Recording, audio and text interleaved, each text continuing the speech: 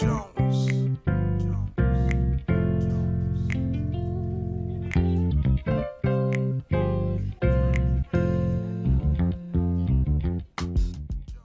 Bonjour à tous, c'est une joie pour moi de vous retrouver dans un nouvel épisode de Sa parole et moi, ces rendez-vous réguliers autour de la parole de Dieu.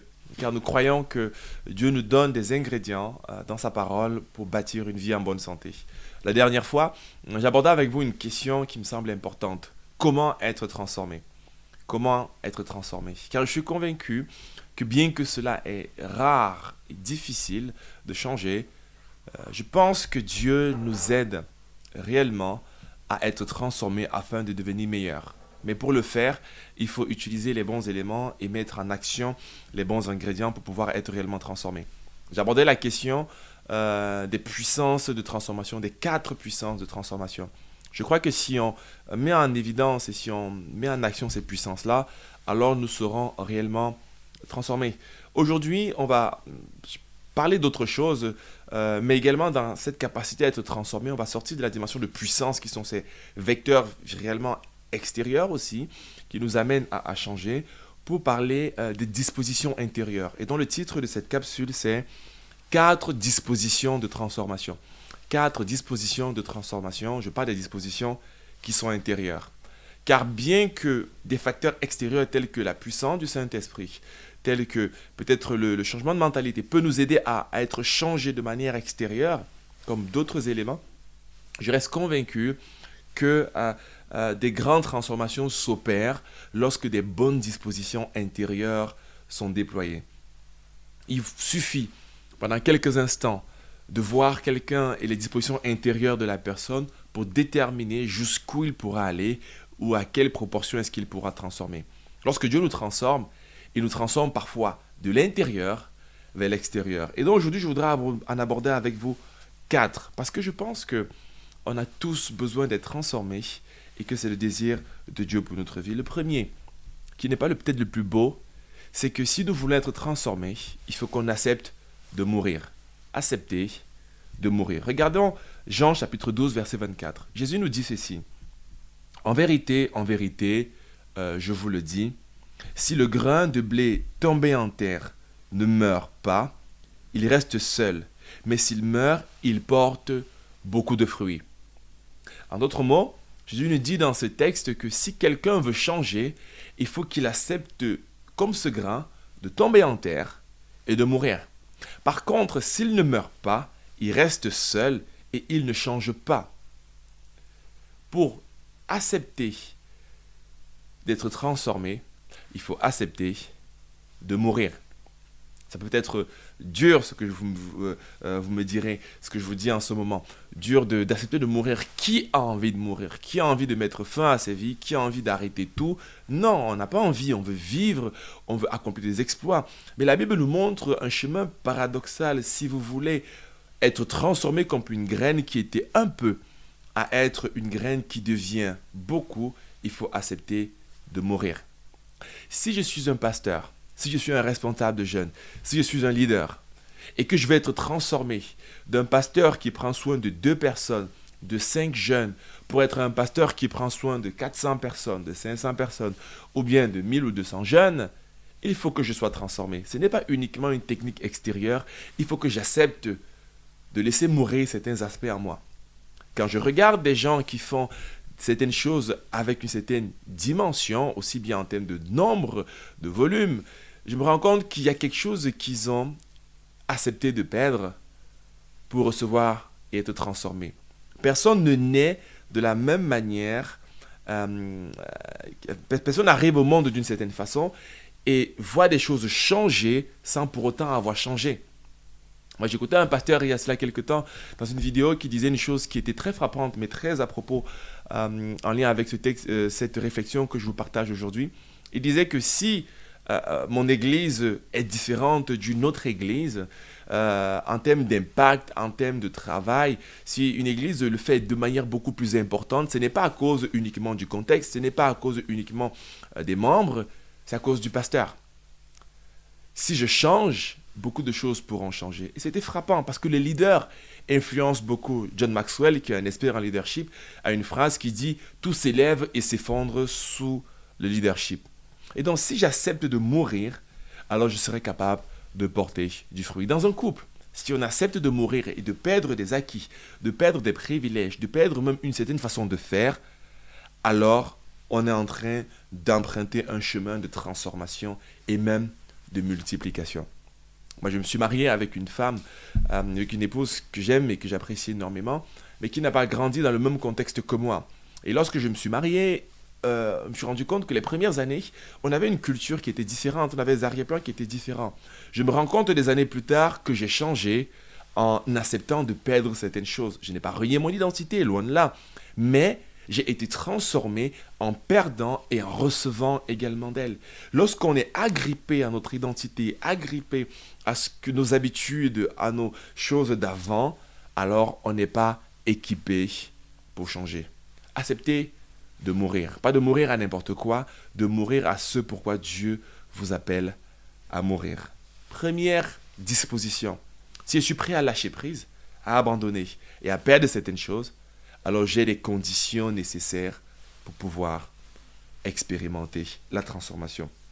Le deuxième ingrédient, c'est accepter de revivre. C'est important d'accepter de mourir de certaines habitudes, mais c'est également important d'accepter de revivre. Regardons Galates chapitre 5, verset 16. Galates chapitre 5, verset 16, l'apôtre Paul nous dit ceci.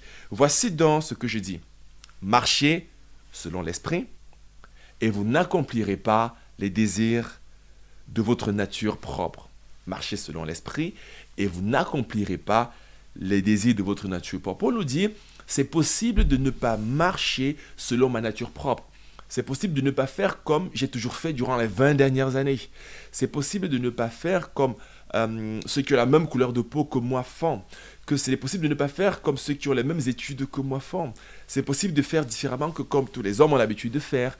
C'est possible de marcher différemment par rapport à ceux qui ont des études ou non pas d'études, ceux qui ont des arrière-plans. C'est possible de sortir de ma nature propre.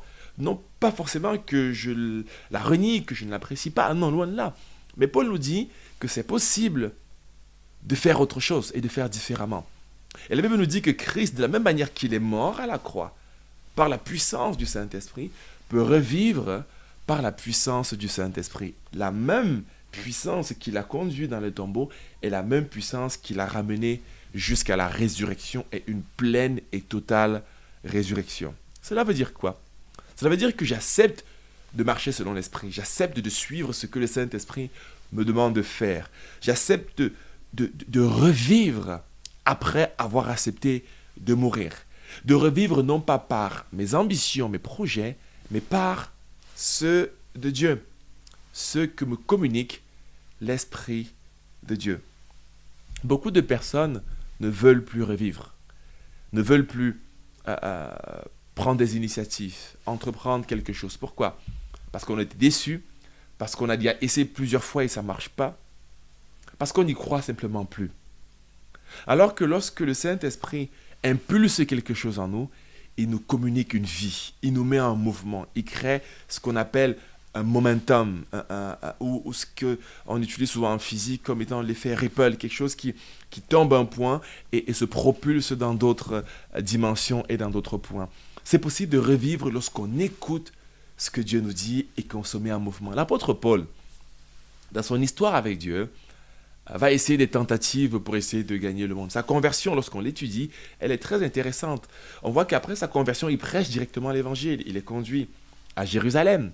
Et une fois à Jérusalem, il va faire une tentative pour aller dans un certain endroit en Arabie pour vivre et témoigner l'évangile. Mais la Bible nous montre qu'il a eu très peu de résultats durant les 15 premières années de sa vie. Jusqu'à un moment donné où Barnabas plutôt vient le chercher et l'amener à Antioche. Et là, il revit.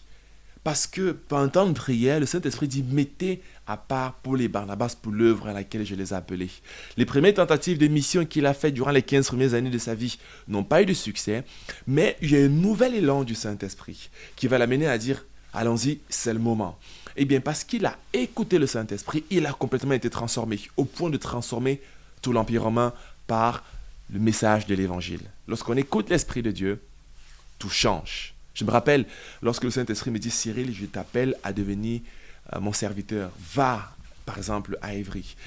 Engage-toi dans telle relation. Va faire cette formation. Écoute-moi. Et le fait d'écouter l'Esprit de Dieu nous transforme, nous amène à revivre. Et l'apôtre Paul nous dit donc, marchez selon l'Esprit et vous serez transformés. Marchez en écoutant la voix du Saint-Esprit, en faisant ce qu'il nous demande de faire, et sans vous en rendre compte, vous allez être totalement transformés. La troisième disposition qui est importante dans ce chemin de transformation, qui sont les dispositions intérieures. Le premier, c'était accepter de mourir. Le second, c'est accepter de revivre. Le troisième, c'est quoi? C'est accepter les relations. Les relations que Dieu nous donne et les bénédictions que Dieu nous donne.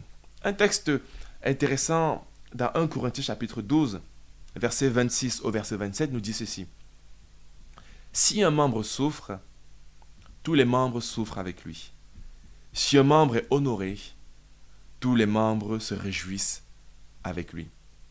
Ce texte arrive à la suite d'une argumentation, d'un déroulé explicatif de l'apôtre Paul sur la nécessité des dons spirituels et la diversité de dons dans le corps du Christ. Il dira, est-ce que tous dans un corps physique, tous sont-ils apôtres, tous sont-ils prophètes, tous sont-ils enseignants? Et il dira, est-ce que la bouche peut dire à l'œil, j'ai pas besoin de toi? Le pied peut-il dire au bras, j'ai pas besoin de toi? Ou la tête peut-elle dire au corps, j'ai pas besoin de toi? Non. Et Paul dit, lorsque un souffre, tout souffre. Lorsque mon bras souffre, s'il est coupé, c'est tout mon corps qui est mal. Lorsque c'est mon pied qui a un incident, c'est tout mon corps qui est mal.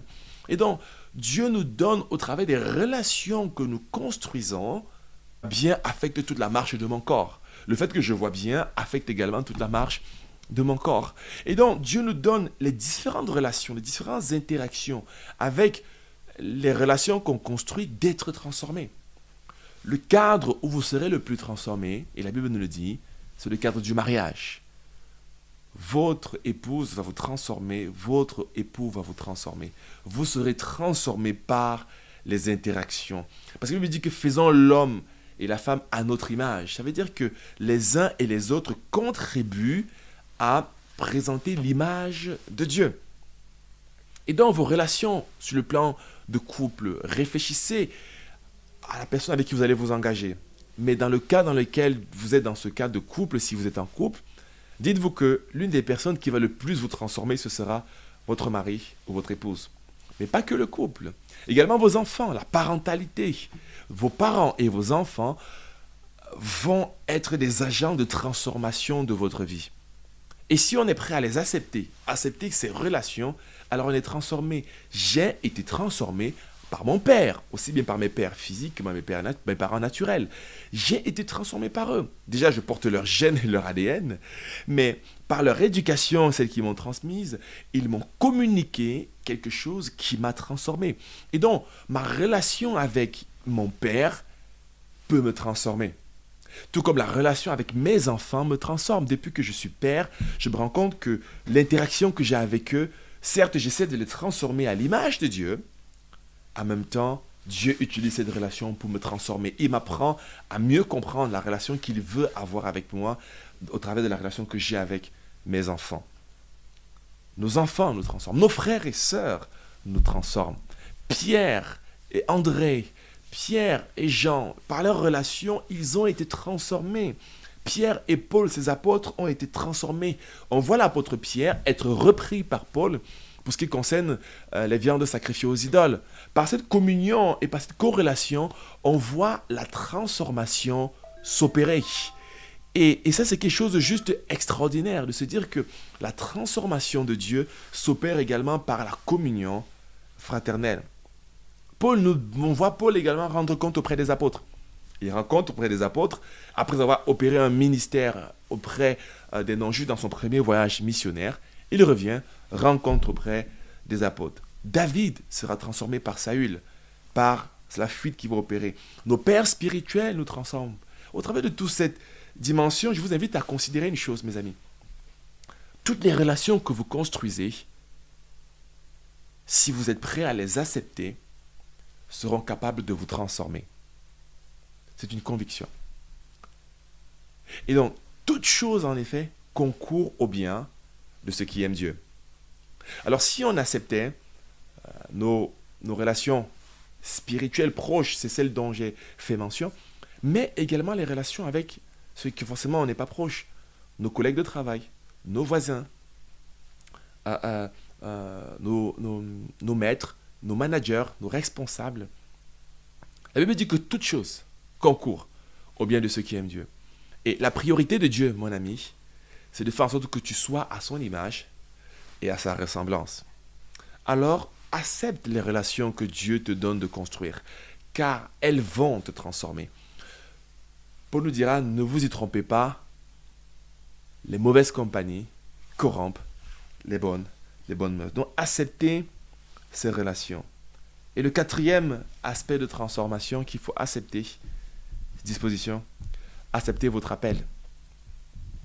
Paul dit à Timothée, ne néglige pas le don que tu as reçu, celui qui t'a été donné d'après une prophétie, lorsque le conseil des anciens a posé les mains sur toi.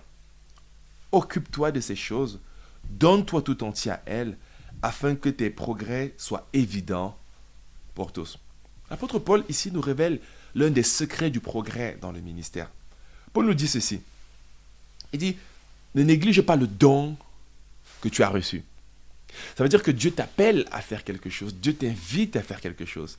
Et il met le contexte, il dit, lorsqu'on t'a imposé les mains, lorsque des gens ont reconnu ce don sur ta vie et ont imposé ses mains, et tu sens qu'il y a un appel, un dépôt de Dieu dans ta vie, Paul dit, ne néglige pas ce don.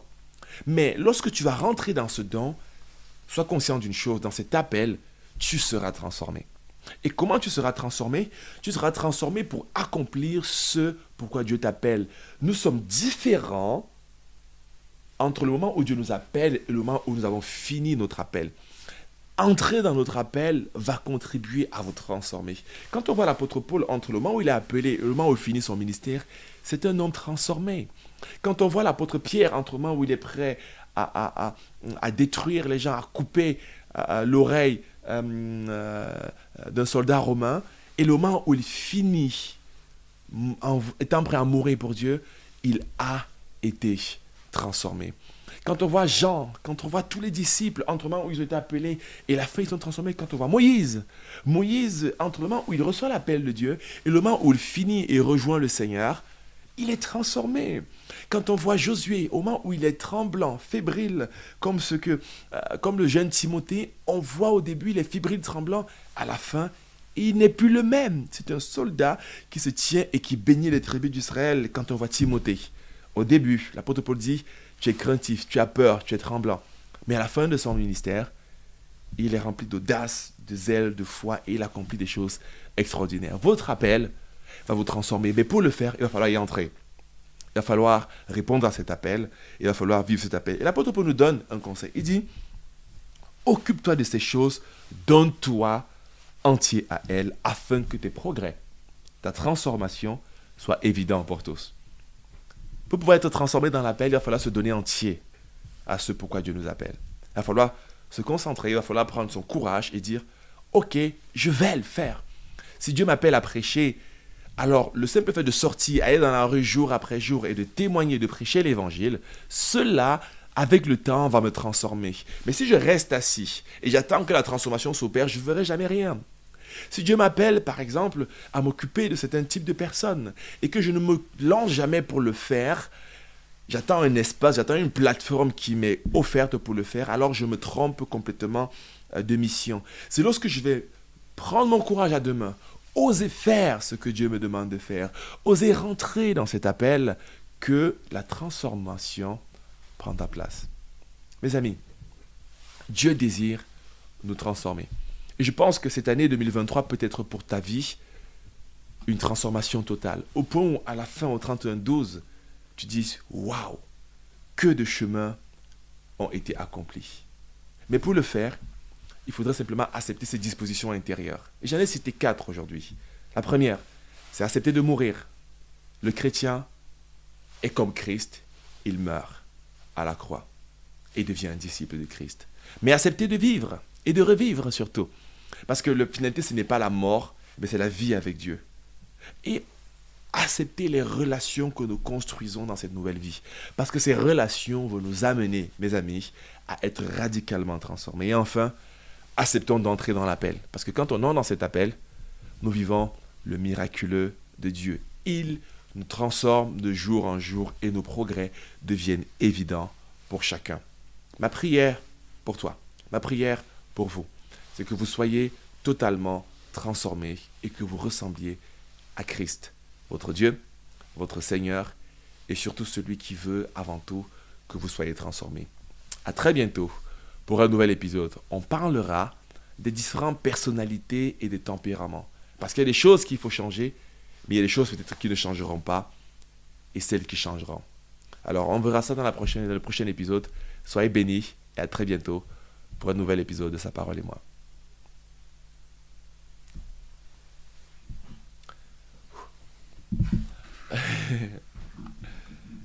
Et donc. Jones.